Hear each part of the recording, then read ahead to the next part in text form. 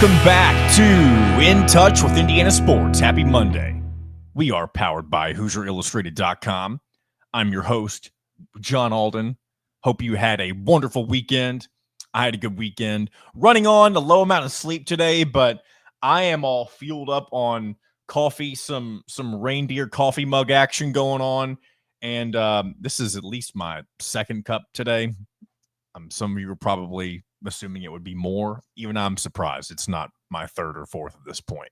But I'm feeling good on a Monday. We're 10 days away from Christmas, one of the best holidays of the year. Some of you, it may be your favorite holiday of the year. Some of you may not like Christmas at all. Some of you may not celebrate Christmas. Who knows? I don't know who all is out there listening sometimes. But if you celebrate Christmas, if you celebrate Hanukkah, Kwanzaa, I don't know what the other ones are. Those are the three ones that I can think of. Maybe you're celebrating something else. Maybe you're celebrating nothing. I hope you have a wonderful holiday season nonetheless, but I'm excited to be here with you on a Monday morning / afternoon. Recording this in the morning, of course, but many of you will likely consume this in the afternoon and evening hours. So hopefully you've had yourself a nice start to your week. Over the weekend, or I guess last night, the reason I'm low on sleep, my family and I should say my parents invited, or we have a Christmas season tradition that we go on every year now. This is the second year we've done this. There's a little place across the river in, of course, the lovely state of Indiana, right, called Derby Dinner Playhouse. And we saw their rendition of It's a Wonderful Life last night, and I enjoyed it. Primarily for the food. The play is fine, it was a play. Almost called it a ballet, but that is not what that was. But it was good. It was a good time. I enjoy time with family and siblings and everybody who came and stuff like that. And maybe some of you don't care about this, but sometimes I like to share personal details about what I've been up to. So had some good fried chicken, some fried fish, some turkey, all the meats, all the good meats. Not a big sides person for a lot of things. Depends on what it is, really. At least when it comes to veggies and that type of thing. But I'll eat pretty much any meat you can think of. I'll even eat some. I don't know if my parents are listening or if anyone's listening to this, but I'll even eat some.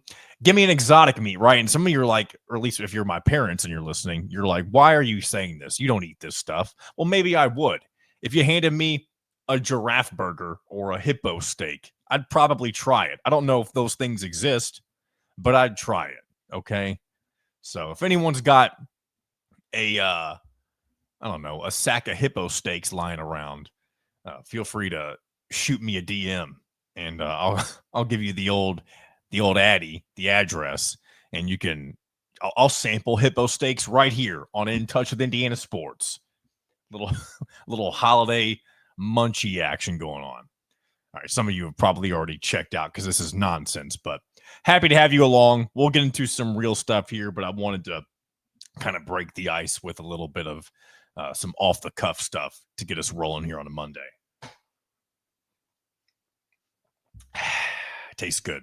Love that coffee. All right.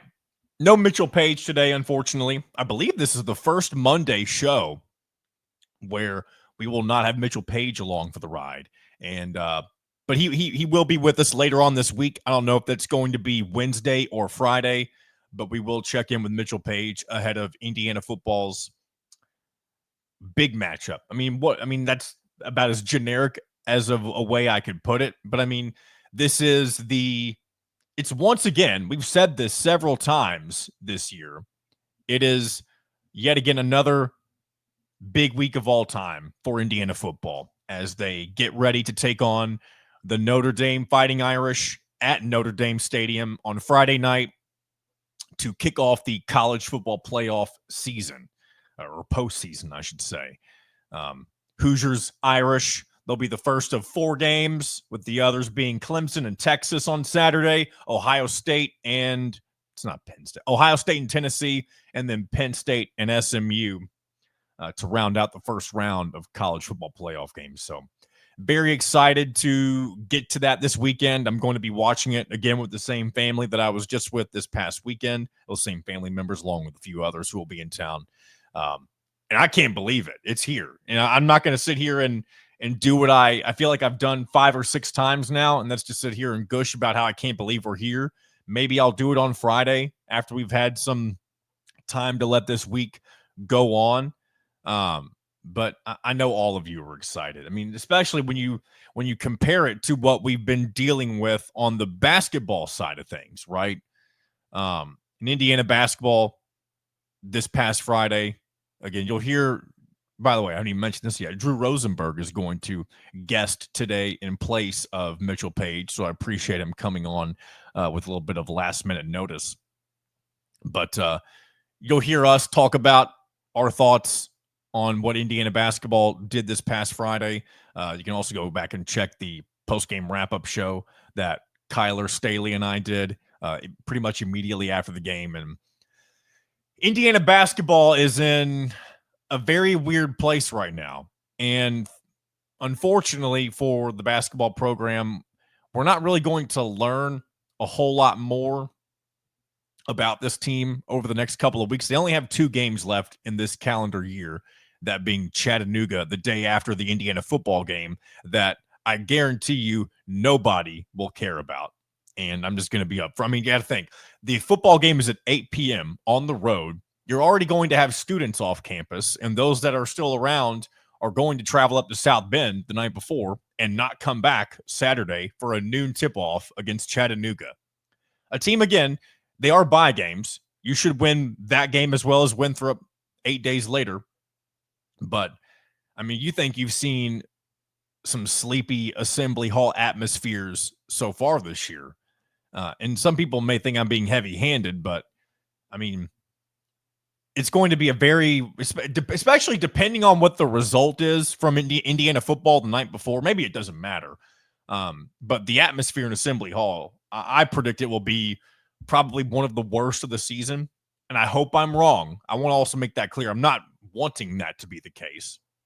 But just based on what we've seen, especially when you're coming off of the loss to Nebraska, the way in which you lost, I mean, people are still focused on football, and rightfully so. They've made history, and they're going to continue to try to do so if they can beat Notre Dame on Friday. But when it comes to this Indiana basketball game on Saturday and what to expect when it comes to like the performance, I think we should expect them to play well. But when I talk about that sleepy atmosphere and, you know, the other things that can come from that, and also the players in the back of their mind, I think they are all, and because this would be me if I was an Indiana basketball player, and probably would be you too if you were an Indiana basketball player. You are usually the big guns on campus, right? You're usually who everybody is talking about. And the reason, like, people love going to Assembly Hall. And I'm not saying that isn't the case still. But right now, in this current point in time, I'm not talking about historically, traditionally, any of that stuff. Right now, Indiana basketball is little brother to Indiana football. And it shows with the way that, and this is fine. That's just the way things go when you have a really good football team. But whenever you are used to being the big guns on campus, as I mentioned, I'm sure there's a decent amount of players, maybe not all of them, but maybe those who have been around for a long time. It wouldn't surprise me if it kind of gets into their head a little bit and affects their performance for the next couple of games. Again, I don't, especially if any of them happen to be listening to this, I doubt that they are. It's not like I'm Dan Dockich or anything, or somebody who has this huge reach. But if any of them happen to be listening or watching this, I'm not hoping that any of this is the case. This is just pure speculation and me putting myself into, if I was in the player's shoes, I'd be a little bit jealous. I remember being in high school. I was a soccer player, which again, many of you probably don't care about soccer, but it's not about that specifically. But whenever you're a sport, whenever you play for a sport that nobody cares about, and especially if the other ones are doing well, sometimes you get jealous of the other ones having success.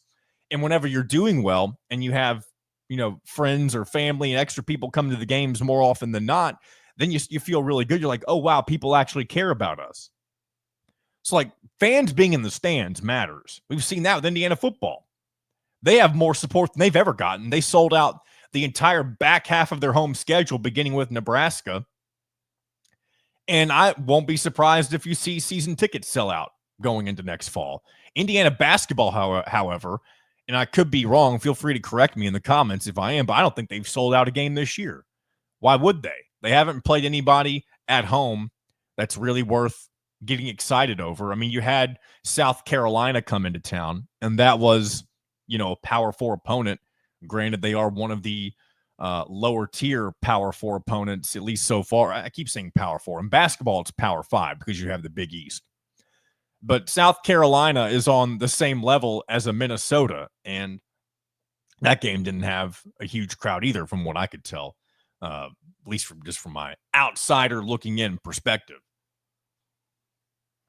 But yeah, I didn't really, honestly, what's crazy, sometimes I love when the show goes in directions that I don't expect. I don't have written down talk about the atmosphere at Assembly Hall. It just kind of turned into that. So, and now I'm getting meta by talking about my notes and stuff like that. But overall, I guess back to my original point, I was talking about how Indiana basketball is just kind of in this limbo zone where we won't learn much about this team for the next couple of weeks, couple of games. Would that matter? I mean, we will learn about them if they lose or if they have close games to Chattanooga and Winthrop. But what they should do is take care of business. And then when things get back in action for real in January with full-on Big Ten play the remainder of the season, we are going to find out very quickly if this team is ready to take a step forward. And I hate that this is the case, but Mike Woodson is going to have a very short amount of time, in my opinion, to prove the doubters wrong. And what I mean by that is you can't drop 2 or 3 games early in January like you had the last couple of seasons.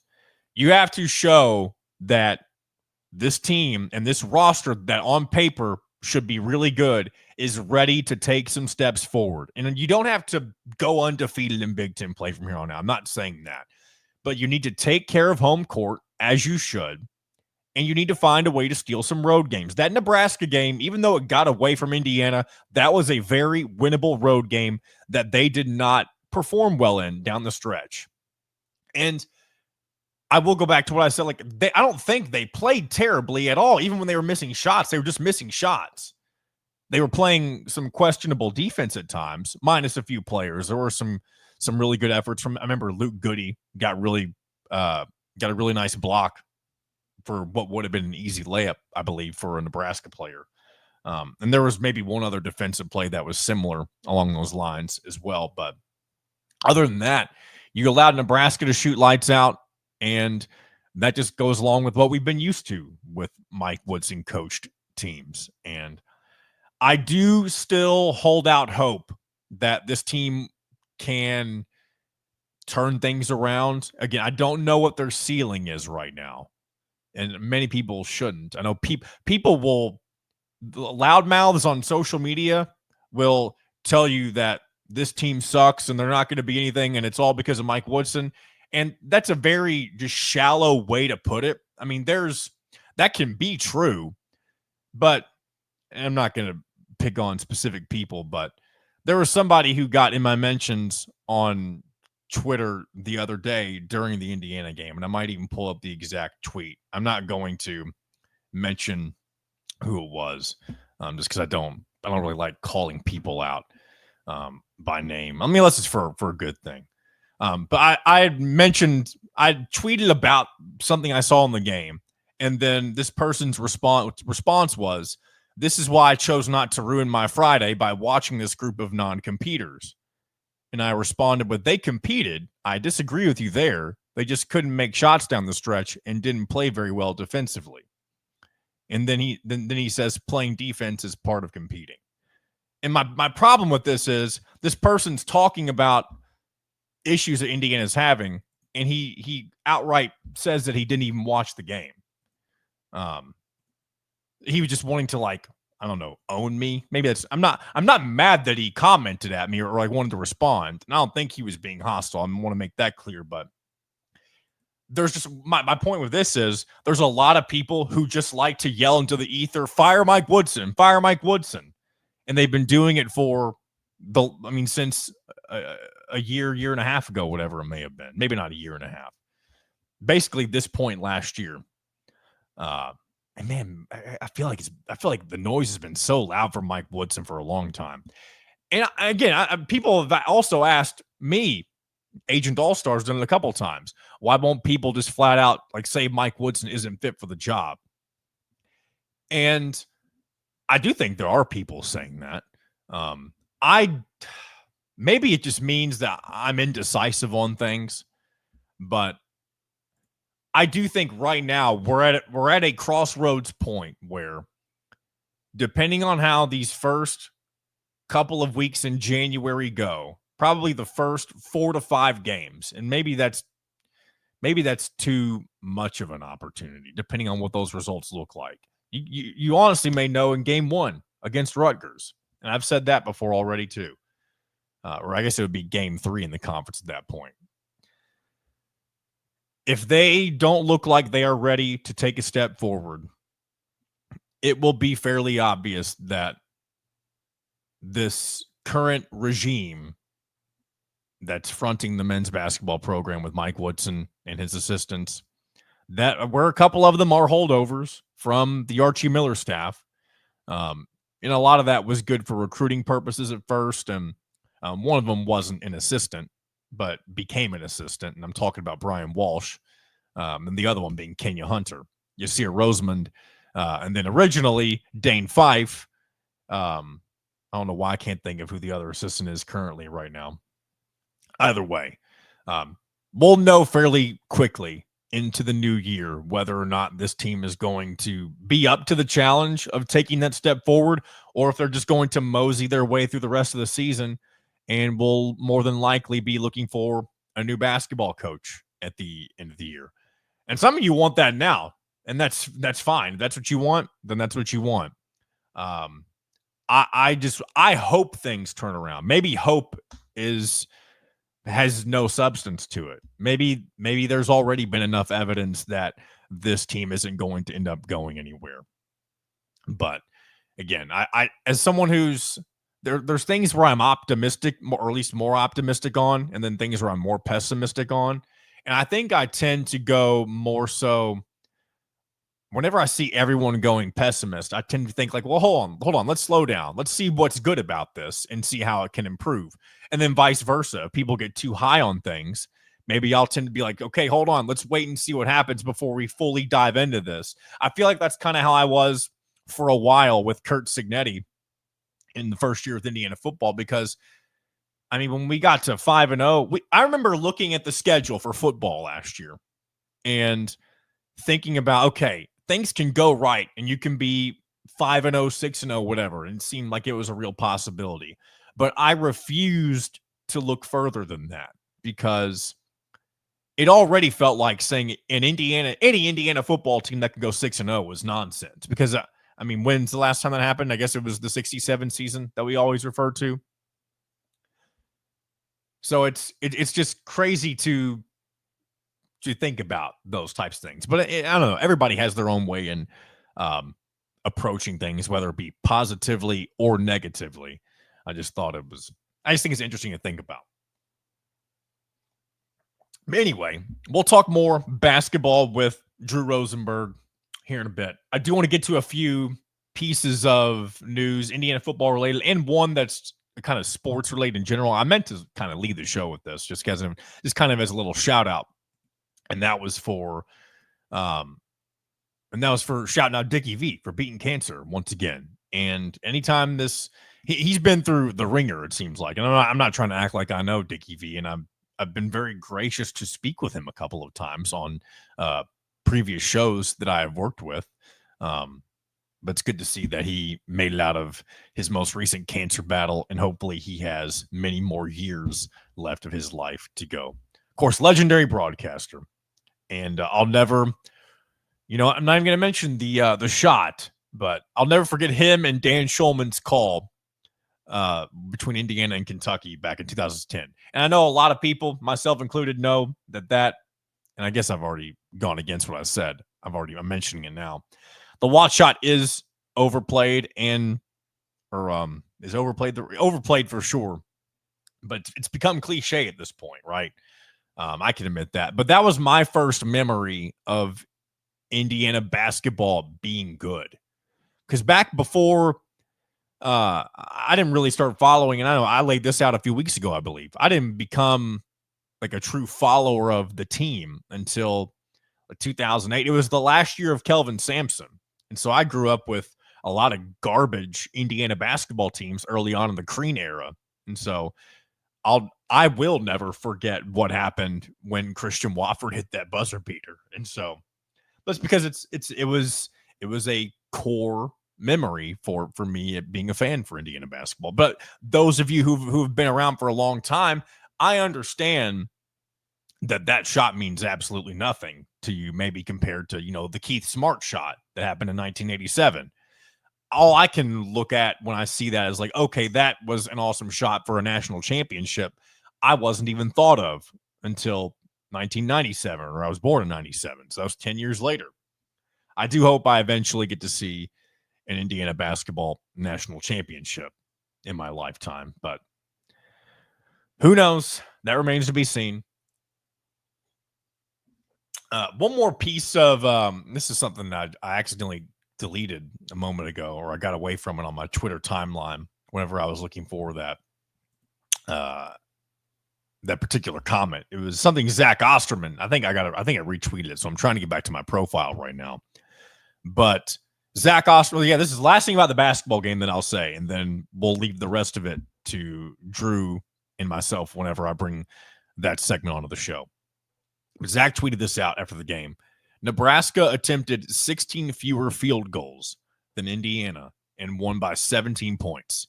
And he says he's not sure he's ever seen that before. I mean, 16. I mean, that shows that Indiana rebounded well, right? But they just couldn't get shots to fall. That's why I'm not. I mean, I feel like I'm angry, but I'm also not angry. I'm angry that they couldn't get it done.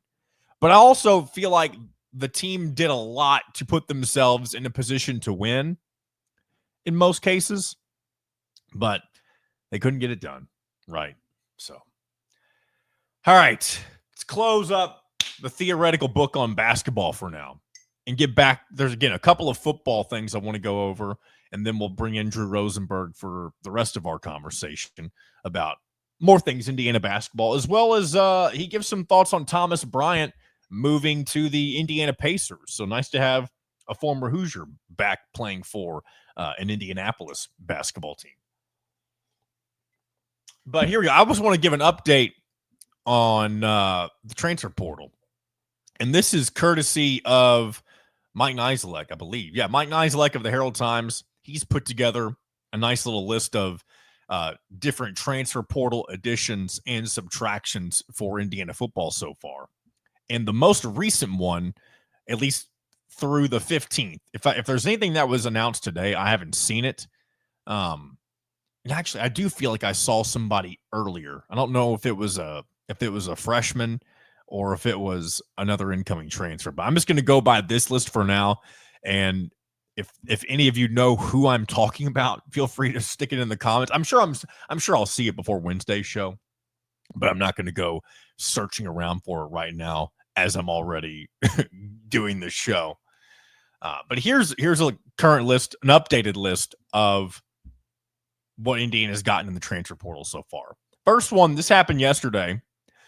Indiana signed Northern Illinois corner Amarian Knighton. And fun fact about this particular player, he sealed the deal for Northern Illinois against Notre Dame with an interception late in the fourth quarter. That, of course, lifted the Huskies to getting the massive upset over Notre Dame. He's a DB that he has 25 career games of experience, 14 starts, and 2 years of eligibility left. And a few other Big Ten schools that recruited him included Maryland, Michigan State, and Nebraska, but of course, ultimately choosing the Hoosiers. Also yesterday, Indiana added a pair of specialists, including Texas State kickoff specialist Brendan Frank, and then UCF punter Mitch McCarthy.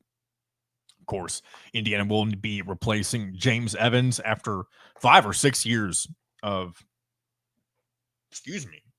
punting ability from him. And other than his unfortunate gaffe against Ohio State, James Evans has had a hell of a career for Indiana as punter.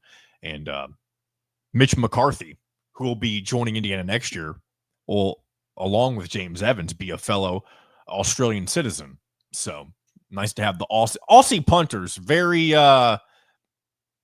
very common around around college football nowadays. Sorry, something. So for those of you who have listened to the entire show, something just distracted me for a second as I was looking at this. So I'm looking at it, and an ad just popped up on the Herald Times website that I'm referencing right now. And I'm sure many of you, if not all of you who are listening, watching the show right now, I'm sure all of you at some point in time have been talking about something, and then it all of a sudden, like, you get an ad for it, right? On your computer, your phone, tablet, whatever it may be. Well, early on in the show, I talked about my family and I going to Derby Dinner Playhouse this past weekend. And lo and behold, on my desktop monitor right now, there is a singular square ad, pop-in ad for the Derby Dinner Playhouse for the show that we just went and saw. It's a Wonderful Life. And this is a desktop monitor. Is my computer really listening to me? I've not typed it in. I've not searched this. This is strictly from me speaking into this microphone that is connected to my computer. Just needed to point that out because it is relevant to the show because we talked about it and it just happened to me. But very weird. Very weird stuff. Technology is always listening to us, right? Also, a couple days ago, EJ Williams, I'm sure you remember that name. He previously, mid-season, announced that he planned on entering the transfer portal, wide receiver for the Hoosiers, of course. And he left the team back in October, but he has now decided that he is going to return to Indiana next year. So good for Indiana's wide receiver depth for next season. I'm sure he will still have to earn his way back onto the field, as would any receiver. But when you've already lost somebody like Donovan McCulley, who also kind of fell victim to the same issues as EJ Williams, he's decided to go to Michigan. I believe that's everything new since then. Now, I was prepared to... Okay, hold on. Here we go. Here's the other thing that I wanted to mention before I get to other guys that Indiana is targeting. So I saw over the weekend that Lee Beebe Jr., the UAB running back that we talked about last week, he had made the decision to go to Indiana, but apparently, according to a report from On3 Sports, he may not go to Indiana after all. So maybe Lee Beebe Jr. was a little quick to sign, I don't know, before other teams wanted to humor him, maybe offer a little more money, a little moolah, that NIL stuff. I mean, why would you commit so quickly and then back out all of a sudden like that? I don't know. But a couple of other names that Indiana is currently targeting. These are visits. Some of them have already taken place. There's 3 that are currently at least on this list. One of them is WKU defensive tackle Jose Wheeler. Another one is Bowling Green offensive tackle Alex Wolschlager, German. And then Arizona safety Gunnar Maldonado also visited. This is over the last couple of days. And then I'm sure there is more, but that's the list I'm currently referring to at the moment. So I'm sure we'll see a few more names fall. Oh, shoot. Oh, I thought I accidentally, you about saw me leave the screen. I was clicking out of something and I thought I accidentally removed myself from the show. But yeah, there's your updated portal news, and I'm sure we'll have more over the coming days. One more thing. No, oh my gosh, I've been recording for 30 minutes. I told you, when I come into the show with weird energy sometimes, I can just get to rambling. But I hope you've enjoyed this so far today. I've enjoyed recording it. But one more thing that I want to get to before I bring on Drew Rosenberg, and we'll continue our discussion there.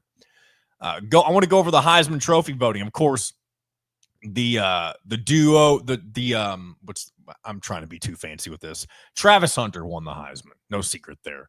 Wide receiver and corner. I'm not sure how often, at least in this day and age, you've had a Heisman winner that plays two positions. He won by a significant margin. At least it seems significant. Second was Ashton Genty. Third was Dylan Gabriel. Fourth, Cam Ward. Fifth, Cam Scatabo. And I want to skip all the way down to number 9. Curtis Rourke got a lovely 22 points, finished in the top 10 of Heisman voting. And it's just nice to have an Indiana Hoosier again back on the Heisman ballot. Maybe if Indiana will eventually have a Heisman winner, who knows? But first time Indiana's had anybody on the ballot since Jordan Howard, right? I know Tevin Coleman was a finalist as well. I hope I'm not incorrect by saying Jordan Howard was on a Heisman, was on the top 10.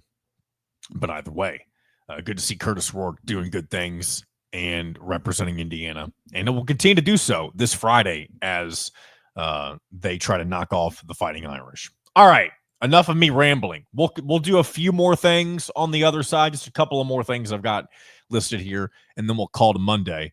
But for now, going to bring on Drew Rosenberg of HoosierIllustrated.com. Looking forward to talking more Indiana basketball, Pacers, football, all sorts of good stuff. So I'm going to let that roll right Welcome now. Back to the show, Drew Rosenberg of Talking About the Hoosiers, also staff writer for HoosierIllustrated.com. Pleasure to have you on, as always. Thanks, Sean. Always good to be here. And so real quick, before we started recording, you don't know this. I was going to say probably don't know this, but no, there's no way in the world that you would have known this. But I was eating a Pop-Tart because I have not eaten anything at all today. And it got me thinking about the Pop-Tarts Bowl, right? I know Indiana's not playing in the Pop-Tarts Bowl. But so you know how last year during the Pop-Tarts Bowl, they had, a mascot Pop-Tart go into this fake toaster thing at the very end. So you can apparently vote between 3 different Pop-Tart flavors, which one is going to end up getting slammed into the toaster or whatever it is after the game. And the choices are hot fudge sundae, wild berry, and cinnamon roll. Do you have a preference between those 3? That's those flavors. I mean, no brown sugar is. I know. Cinnamon roll is pretty close. That's probably what I would end up going with. But yeah, brown sugar cinnamon is goated for Pop-Tarts. Yeah, I was expecting that. I was expecting, the classic strawberry with the vanilla frosting. With strawberry, that was what got dunked in the toaster last year, I believe, if I'm not mistaken. So it feels like the perfect opportunity for the brown sugar, but I guess cinnamon's the closest. So I guess I would have to, lean that way, but feels like a travesty. Yeah, the Pop-Tarts Bowl in general has become something that, it's actually, it pits 2 really good teams against each other this year with Iowa State and Miami, but it's also just one of the more obscure games. But I do feel like of all of the bowl games that, aren't your traditional, named bowls, ones that are more so the brand named bowls, this is the one that gets the most attention. And I think rightfully so, just because of how out of the ordinary it is, I feel like. Yeah, it's also, you mentioned it's a good game, and it seems like Cam Ward and the stars from Miami and Iowa State are gonna play too. Iowa State almost. Which is surprising. Yeah. Unless now if Cam Ward still has, and I don't know off the top of my head, but if Cam Ward still has eligibility left for next year, then it doesn't necessarily surprise me to see him playing in this game. If he doesn't plan on going to the NFL draft, of course. There's no way he has eligibility, though, right? I feel like Cam Ward's been in college forever. And he could be. Him and Cam Rising, I get both of them confused, and they both, I feel like, have been around forever. Yeah, Cam Ward's in his 5th year, so that's... Yeah, he's done. Yeah. Cam Rising's in, his 9th. It's there's the tight end of Miami, too, that's also in, his 9th year. Yeah. Crazy stuff. So, yeah. Hopefully we won't get some... surely there'll be some opt-outs down the road, but Cam Ward, There I go again. Wouldn't surprise me if he ends up opting out. Again, didn't plan on talking about the Pop-Tarts Bowl until about 5 minutes ago, but it's always fun to talk about the Pop-Tarts Bowl. And they're getting some free pub. We've probably mentioned their brand at least 10 times in the first 3.5 minutes of this segment. But let's get to the real reason, at least one of the few real reasons I wanted to have you on today, to kind of evaluate what we saw from Indiana basketball against Nebraska on Friday. And I talked with Kyler, of course, on the post-game wrap-up show as soon as the game ended.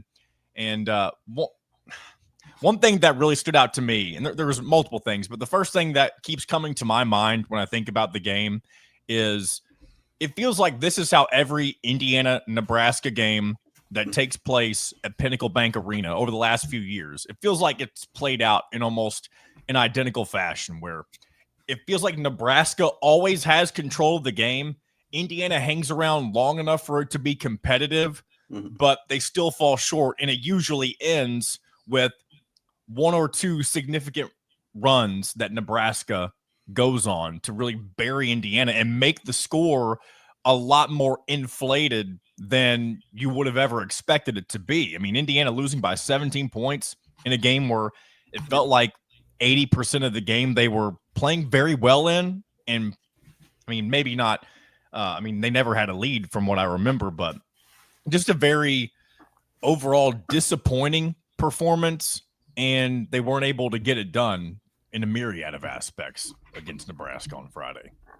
Yeah, I mean, it was a 17-point loss, but the game was a lot closer than 17. I mean, Nebraska pulled away at the end and really, I guess, put Indiana away and did something we haven't seen an Indiana team really do over the last 2-3 years.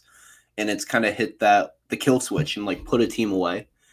And I think that's what people want to see from Mike Woodson in Indiana to do in these games where, it's a close game for the majority and then down the stretch, put a team away and put a game on ice. And Indiana just has not been able to do that against good teams. We've seen it. They'll have a 10-point lead. This is just as a whole. They'll hold, a 5-10-point lead for much of the game, and they'll have chances to put a team away, and they just won't be able to do it. And we saw Nebraska do it to Indiana, and I think that's, something Woodson needs to kind of take away and say, we need to figure out how to do this. But there was one positive. I think I like the volume of three-pointers IU attempted. I know they went 8 for 35. The numbers weren't great. I like the volume. I just don't love where they're coming from. I think when you look at the game, I think the most obvious stat to look at is Trey Galloway taking 9 threes. That's not the guy you want taking 9 threes. I want Galloway shooting the 3 ball, but 9 is a lot, especially him and Bryson Tucker combining for 14 3-point attempts. Those two aren't really the guys you want being your two of your leaders in 3-point attempts. If you're going to take 35 threes, which I'm okay with, we've complained a lot about Indiana's lack of shooting the 3-ball. Mackenzie Mbako has to take more than one. Mackenzie Mbako. And to be fair, he didn't play the entire first half because of his 2,033 seconds to begin the game. But he only played 13 minutes and just because of the foul trouble. But even still, I think Mbako, when he's in the game, he needs to be looking for his shot. He needs to be aggressive. When he's not aggressive, he's not looking to score the ball. He doesn't really provide much value. He's not the best cutter. He's more of a spot-up guy when he doesn't have the ball. So when he does get the ball, he needs to be able to shoot it and be willing to shoot it because he does have the size to shoot over guys. We've seen it throughout the year, actually, just him being able to hit tough shots in tough spots. And Indiana needs that shot making. And you play a team like Nebraska, who's been an explosive offense. And when you're not getting stops, you need to keep up with them. And, when your leading scorer coming into the game takes 4 shots, only plays 13 minutes, it's a killer. Yeah, a lot of things just very puzzling. I think I'm with you, though. I'm not upset about the volume of 3-pointers. And I'm not necessarily upset with really who was taking them or the looks they got because every time they were shooting them, and maybe this is just because we're not used to seeing them shoot that many threes, I was like, okay, yeah, that's a good shot. But there was a point at the end of the game where it felt like there was a lid on the basket no matter what type of shot they were taking. Mm-hmm. But a lot of that has to do with the fact that they just completely, and I'm talking about Nebraska, took Umar Ballo and Indiana's inside game completely out of contention, which kind of boo on Indiana for allowing Nebraska to do that. When you have the tandem of Malik Reneau and Umar Ballo, it's a little surprising that neither one of those guys are able to kind of assert their will against Nebraska's not perimeter play, their post play. Because, I mean, Indiana theoretically has one of the most, at least supposed to have one of the most prolific front courts in the country. And them just not being able to get it done on the road, that's something that I think down the road, if we continue to see more of that, that will be more and more of a concern for how this team ends up panning out. Yeah, and I mean, you look at how Mike Woodson wants to play. He wants to play inside out, and you take away that, Indiana's offense kind of struggles. I mean, even in this game, when Indiana was like in the game, it was a lot of Miles Rice hitting tough shots and guys forced to make plays. There wasn't a lot of easy looks outside of, the catch and shoot threes that were being generated. But when that happens and you're not hitting those shots, games can get out of hand pretty quickly. And we kind of saw that with the Nebraska game. That was, very much a game for the first 30-ish minutes of the game. And then Nebraska kind of just pulls away late and goes on a big run to kind of put Indiana away, or not early, but put Indiana away at the end. Yeah. And, of course, Indiana will have 2 more non-conference games before stepping back into Big Ten play. They'll have Chattanooga this Saturday, Winthrop the following Sunday, so not the next day, but 8 days from then. So kind of a slow couple of weeks for Indiana basketball, until we get to the new year. But then after that, they'll step back in. I talked about a few of these, really this kind of stretch in general for Indiana with Kyler the other day as well. Rutgers, you start things off with at home. You go on the road to Penn State 3 days later, and then you have USC coming to town after that. Again, I think we've said this really about Indiana basketball anytime they've had a string of games that are against any sort of formidable competition. But those first few games in January are going to be very, very telling on, I don't know if I want to say what the ceiling is for this team, but I guess where expectations should be reset at for the remainder of the season, because and I know Rutgers just beat Seton Hall on a buzzer beater in a wild game, and that was fun for them and that type of stuff.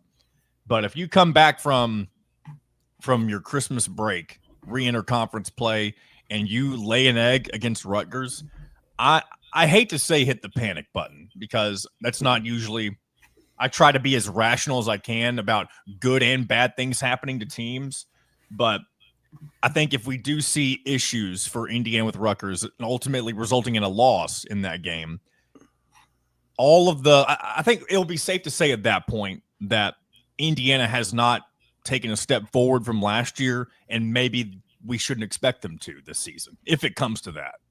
Yeah, I think I'm even going to go a step further earlier. I think you look at Chattanooga and Winthrop. It's obviously bye games, but those are 2 teams that they do have potential to be tournament teams this year. They both could win their conference, and Winthrop has been a good program for the last 5-10 years. And how Indiana looks against them, we talk about net ratings so much. If Indiana can blow those teams out, it'll do a lot for their net ratings. But then Rutgers, I mean, we know about the freshmen. We know about Ace Bailey, Dylan Harper. That team is talented. Can Indiana beat a team that, has the talent to match up with them? Rutgers has not been great this year. No. They're freshman-led, but they have the talent. And we've seen Indiana struggle against teams who can match up to their talent level. You look at a South Carolina win, Minnesota win. Those are 2 wins against Power 5 teams that don't have the talent to match up with Indiana. And then you go to Louisville, a team that, not as talented, but had no trouble against Indiana. Gonzaga, same thing. Nebraska, another one. And Indiana's more talented than Nebraska. But it's when Indiana's talent gap isn't huge, we've seen them struggle against teams in the Power 5. And Rutgers will be a good test for that. It'll be interesting to see how it all plays out. We'll talk more basketball, of course, as the season gets into the thick of things here over the next few weeks. But do want to go over a couple more things before I let you go, Drew. First off, Thomas Bryant been traded to the Indiana Pacers. Of course, former Indiana Hoosier, back in not his home state, but where he played his college ball, now in Indianapolis. What do you think about the trade and how it affects both Thomas Bryant and the Pacers? I love it, but honestly, for both parties. You look at Thomas Bryant; he was really buried on the bench in Miami. I think he'd only appeared in 11 games for them. So really just wasn't finding playing time with Bam Adebayo ahead of him. And I think Khalil Ware was kind of not really in the rotation either. But then you go to the Pacers, who had just lost James Wiseman for the season, Isaiah Jackson. They had a big need at the backup center spot, and Thomas Bryant fits right in. He'll play behind Miles Turner. It'll be an opportunity for him to actually play real minutes and, compete and try to help the Pacers kind of get back to where they were, because we talked about it, I think, last time I was on the podcast. Pacers have been struggling a bit this year. They're starting to seem like put it together a little bit, but they're still, that bad start to the year put them behind the 8 ball where they're playing catch up now. And I think Thomas Bryant, he provides some toughness, some rebounding, and just some physicality, and a little bit different than Miles Turner, who's a little more finesse, can play on the perimeter, can shoot the 3 ball. Obviously, Miles Turner, elite shot blocker. Thomas Bryant's, a little shorter, but he's bigger, stronger, physical presence. And just interested to see just kind of how his role develops coming off the bench for the Pacers. Do you feel like Thomas Bryant, I know he's had a decent career throughout the NBA so far, and of course he has a ring with the Grizzlies. I don't know. I know that was kind of weird how that played out. I remember he didn't get his ring for a while. I'm not going to get into that at the moment, but like, how much longer do you see Thomas Bryant being able to play in the NBA? It's one of those things. He's one of those players that kind of, he's never going to be a superstar. He had that little run with the Lakers where he was averaging like 12 to 15 a game. But with Thomas Bryant, it's one of those things. He's a glue guy. He's a role player.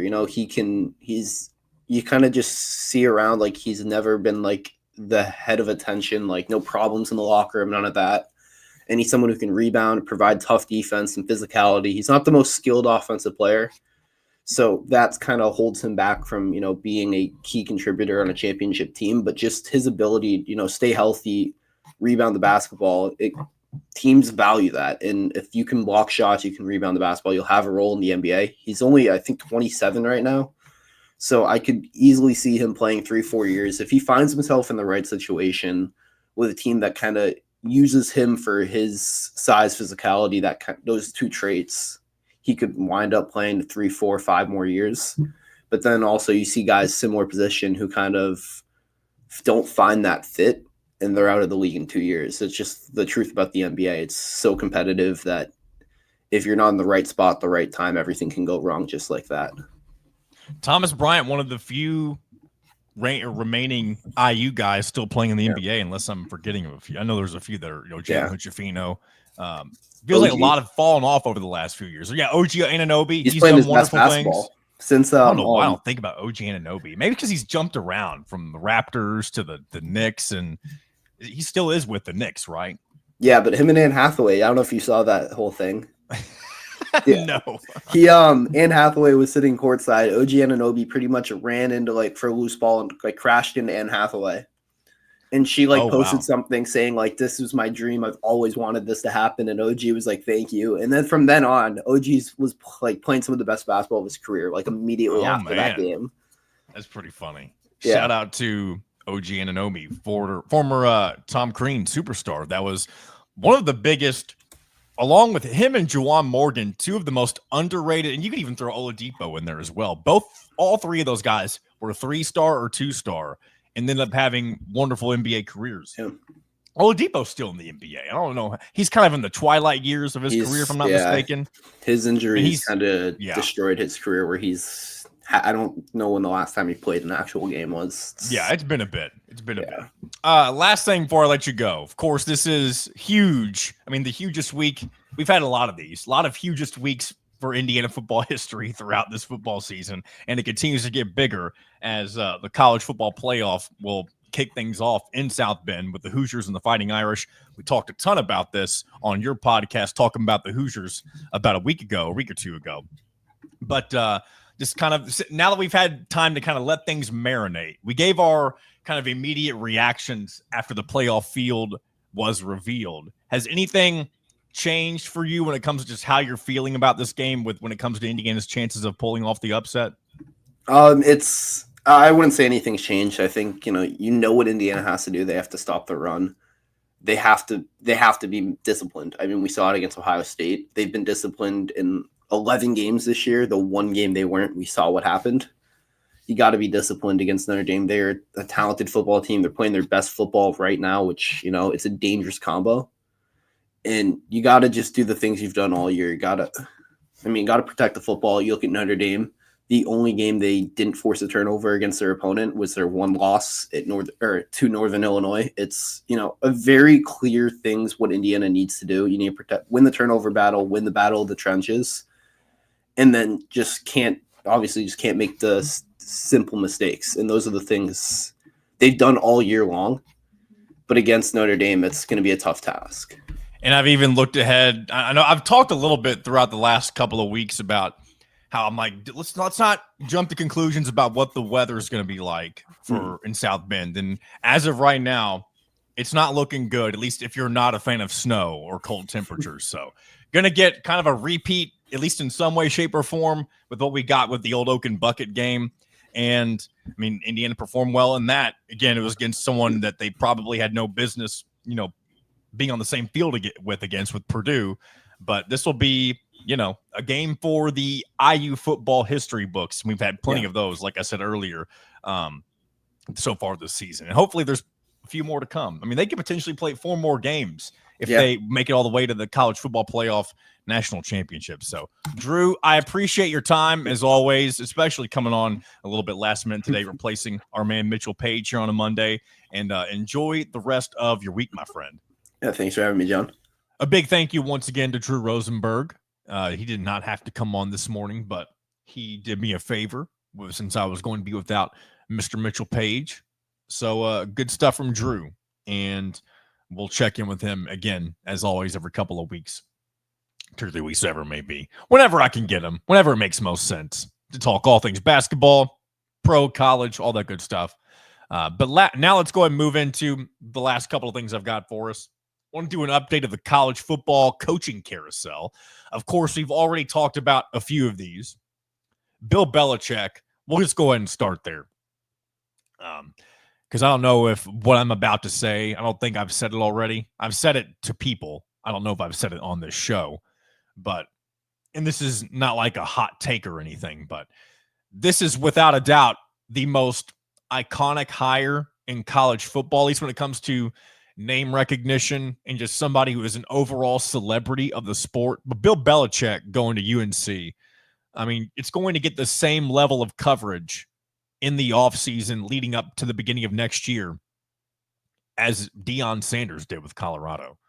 And I don't know how good or bad he's going to be at UNC. I really think it's up in the air because everyone's going to always to reference like, man, he's such a legendary NFL head coach. And that's true. But, and maybe it's just because I respect Tom Brady more so than I do Bill Belichick with what they do. But I think Belichick's success was so much due to Tom Brady, especially in the latter years. It's almost like I'm sure there was a point, right? Like, let's think about this for a second. There had to be a point where you're Bill Belichick and you realize how good your quarterback is. It would not surprise me if, as his career went on, coaching the Patriots and Tom Brady and everybody that came along with him, he probably realized he didn't have to try as hard, And maybe I sound completely ignorant saying that, but when you've been around and you know how good you are and how good your players are, you probably don't have to do as much coaching for elite, legendary, all-star type players like Tom Brady, like Rob Gronkowski, all those other guys. Whenever the players just kind of take care of themselves, then how much credit does Bill Belichick truly deserve in those situations? I think he'll be in year one.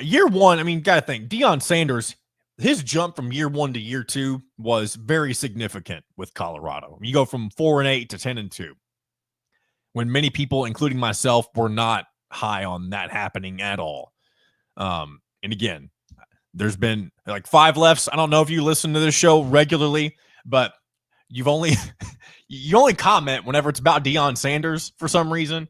But you don't hesitate to call me out that I was incorrect about Deion Sanders, and That is true, my friend. And I do appreciate your listener / viewership if you do watch the show. But maybe Bill Belichick is similar. I bet he'll have an okay first year, maybe. But depending on what happens, maybe he can make that a huge jump in his second season. I don't know, but he's also 72 years old. How old's Deion Sanders?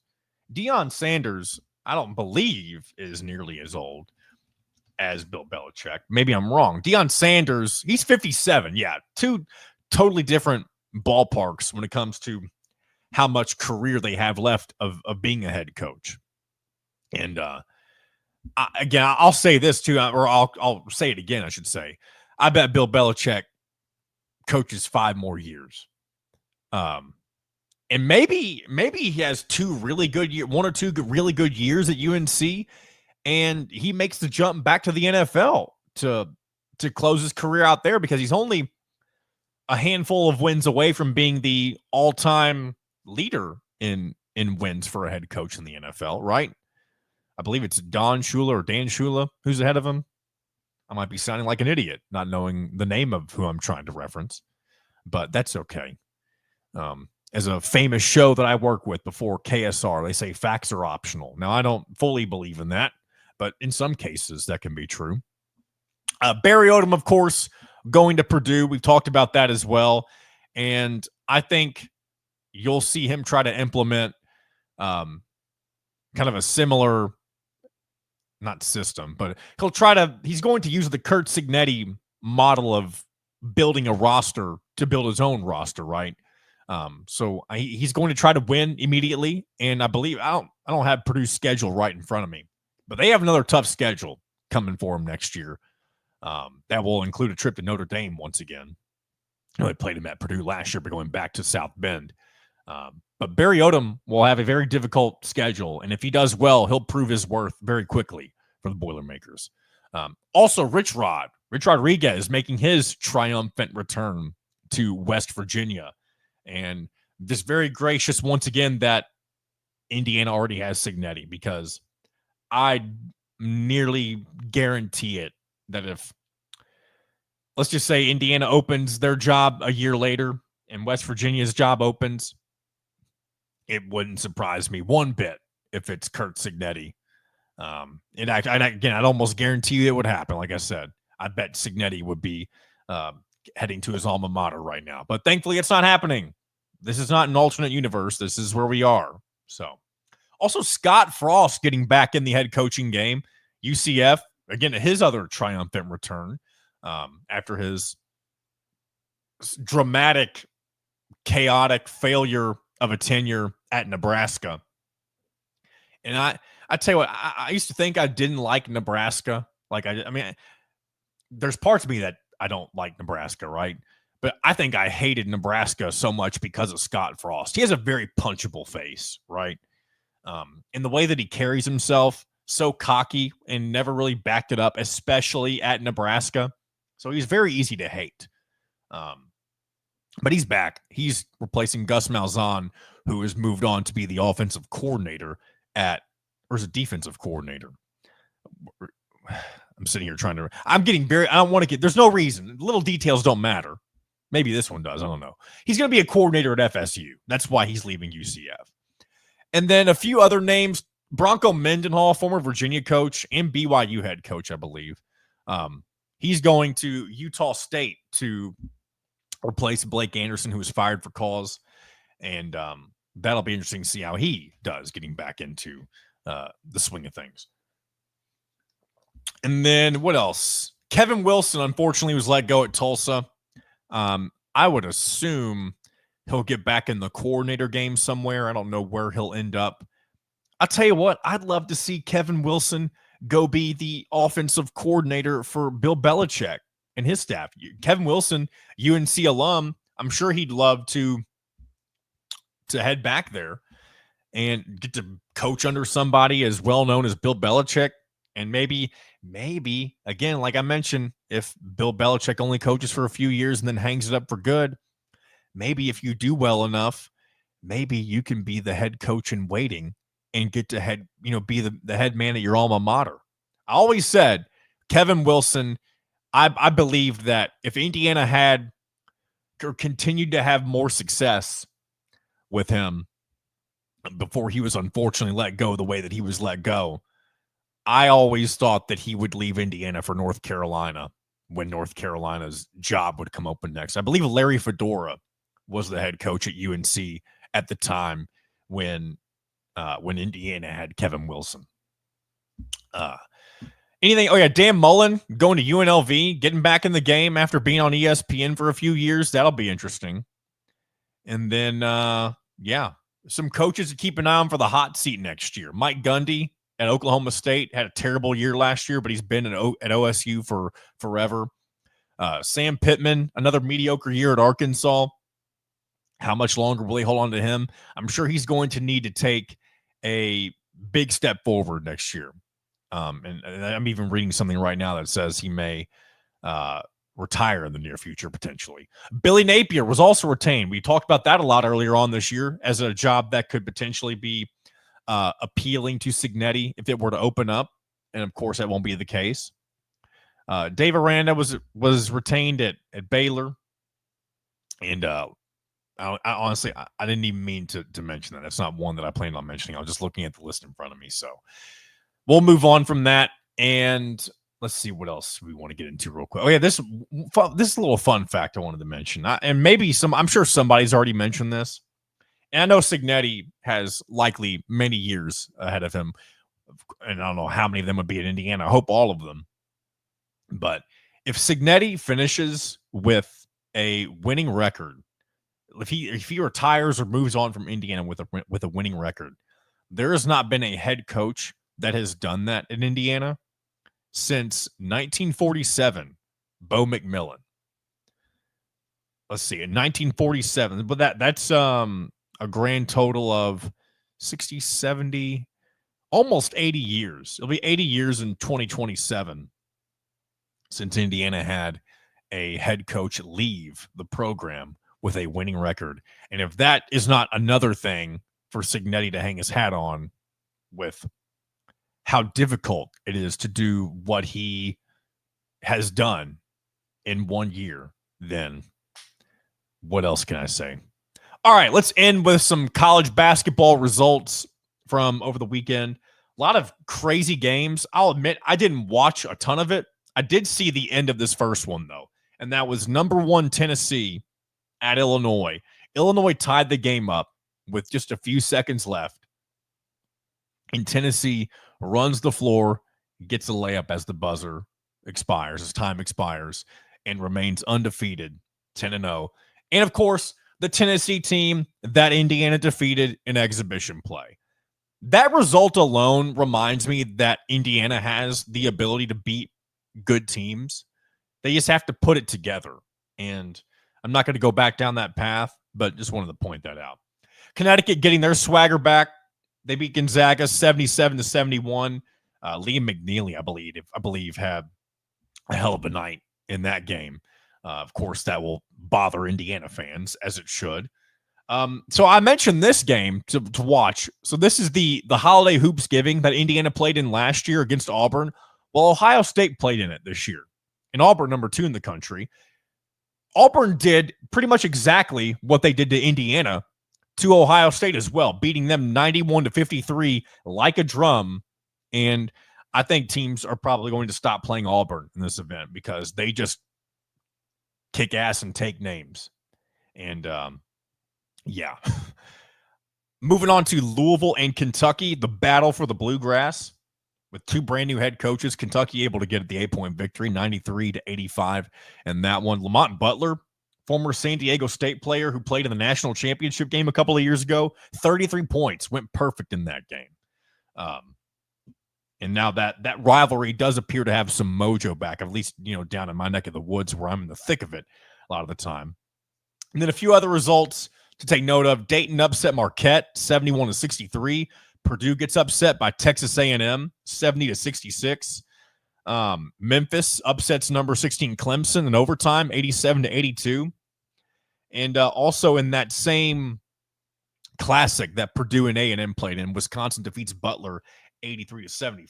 So College basketball going to kind of be at the forefront of things, at least whenever the college football playoff is not, in the swing of things over the weekend. It's almost like at this point, the weekdays are for college basketball. The weekends are for the CFP and the NFL moving forward until, of course, those things end. So let's go ahead and wrap up today's show. I hope you had a good time. I enjoyed myself. Look forward to doing this again on Wednesday.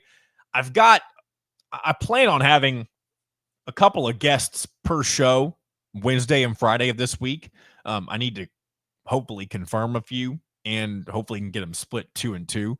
But we'll see how that works. And I look forward to having a couple more shows this week leading up to Indiana's fabled playoff game against the Fighting Irish. So until then, subscribe to Hoosier Illustrated and leave a comment if you enjoyed the show as well. And follow us on Twitter if you like seeing what I retweet. I don't tweet a whole lot unless it's during the game.